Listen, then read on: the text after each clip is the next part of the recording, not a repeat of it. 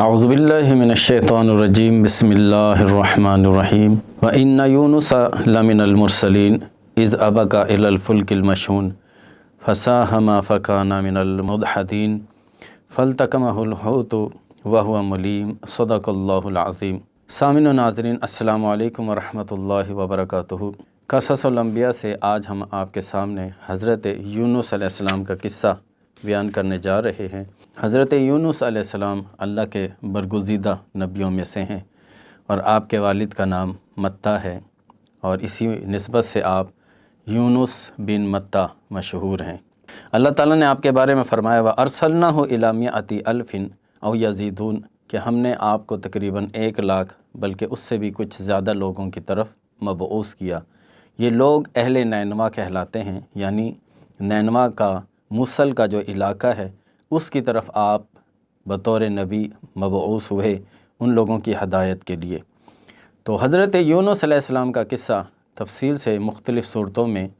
ذکر کیا گیا ہے۔ اللہ تعالیٰ نے آپ کی ذات کو اور آپ کی جو قوم تھی ان کو بطور نمونہ اور بطور قصہ قرآن کریم میں بار بار ذکر کیا ہے۔ اس قصے کی فضیلت اور اس کی ایک خاص بات یہی ہے کہ اس دنیا میں جو بندہ غلطی کر کے نادم ہو جائے، اللہ تعالیٰ اس کو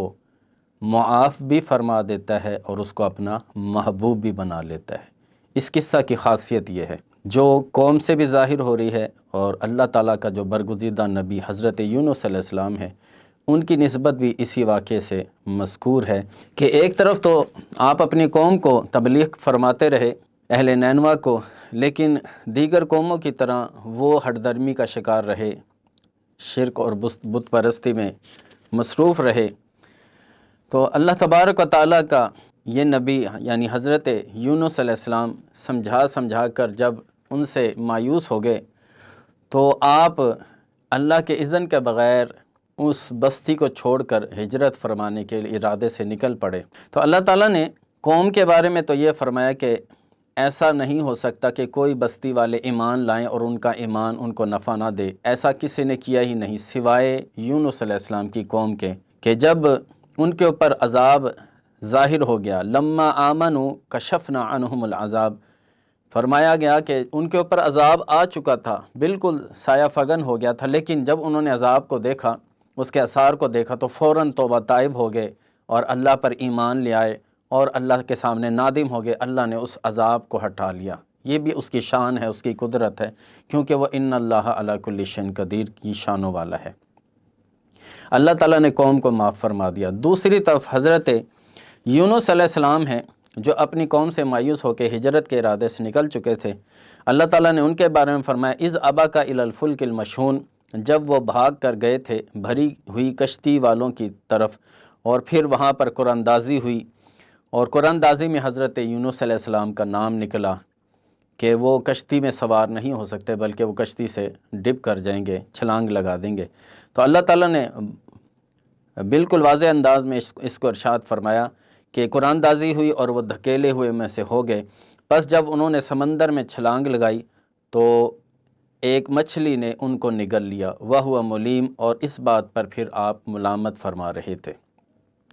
اس میں بھی اللہ تعالیٰ کی حکمت اور شان ظاہر ہوتی ہے کہ اللہ تعالیٰ کیسے اپنے بندوں کو معاف بھی فرماتا ہے اور اس کے بندے کیسے نادم ہو کر اس کے محبوب بھی بن جاتے ہیں۔ اس تمام قصے میں یہ بات بالکل ظاہر باہر ہے۔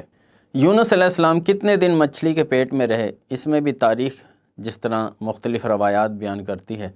تو کچھ کا قول ہے کہ صبح کے ٹائم اگر مچھلی کے پیٹ میں گئے تھے تو عشاء تک اس مچھلی نے باہر نگل دیا تھا، اور آخری قول یہ ہے کہ آپ تقریباً 40 دن کی مدت تک مچھلی کے پیٹ میں رہے، اور زیادہ قول اسی کے بارے میں ہے کہ آپ اتنا عرصہ مچھلی کے پیٹ میں رہے، اور وہ مچھلی اتنی بڑی تھی کہ اللہ تعالیٰ نے مچھلی کو حکم دیا کہ تم نے میرے اس محبوب بندے کو، اس پیغمبر کو، اس نبی کو کھانا نہیں ہے، بلکہ تیرا یہ پیٹ جو ہے اس کی عبادت گاہ بنا رہے گا اور اس کی قیام گاہ بنا رہے گا۔ حضرت یونس علیہ السلام جتنا عرصہ مچھلی کے پیٹ میں رہے، اللہ کے سامنے سجدہ ریز بھی رہے، عبادت بھی کرتے رہے اور توبہ بھی کرتے رہے، استغفار بھی کرتے رہے، اور انیس کی نسبت جو ہے ایک آیہ کریمہ قرآن کریم کی جس کو آیہ کریمہ ہی کہتے ہیں، اس کے بارے میں اللہ تعالیٰ نے فرمایا فنادا فی الظلمات، کہ میرے اس بندے یونس نے مجھے تاریکیوں میں پکارا، کس طرح اللہ الہ الا انت سبحانک انی کنت من الظالمین، کہ میں ہی ہوں ظالموں سے، اور پہلے فرمایا کہ اے اللہ تیرے علاوہ کوئی معبود برحق نہیں ہے، تو پاک ہے، انی کنت من الظالمین، بے شک مجھ سے ہی قصور ہوا اور میں ہی قصورواروں میں سے ہوا کہ میں نے تیرے ارادے اور اذن کے بغیر ہی اپنی قوم کو چھوڑ دیا اور میں نے ہجرت کا ارادہ کیا اور آج میں اس مقام پر ہوں، لیکن تو معبود برحق ہے اور میں قصورواروں میں سے ہوں، تو مجھے معاف فرما دے، بے شک تو معاف کرنے والا ہے۔ اور یقیناً پھر اللہ تعالیٰ نے آپ کی اس گزارش کو، دعا کو قبول فرمایا۔ مچھلی کو حکم ہوا، اس نے آ کر ساحل سمندر پہ آپ کو اگل دیا، آپ واپس دنیا میں تشریف لائے، اس دھرتی پہ تشریف لائے۔ اور پھر جو ہے آپ کے بارے میں یہ بھی آتا ہے کہ ایک کدو کی بیل اللہ تعالیٰ نے آپ کے قریب اگا دی، جس کے رس کو چوس کر آپ شفا یاب ہوئے۔ اور اس تمام قصے میں دیکھیں کتنی پیاری جو بات ہے کہ اللہ تعالیٰ کے سامنے جب بندہ نادم ہو جاتا ہے، اپنی غلطی کا اعتراف کر لیتا ہے، تو اللہ تعالیٰ صرف نہ معاف کرتا ہے بلکہ اس کو اپنا محبوب بھی بنا لیتا ہے، پسند بھی کر لیتا ہے۔ اللہ تعالیٰ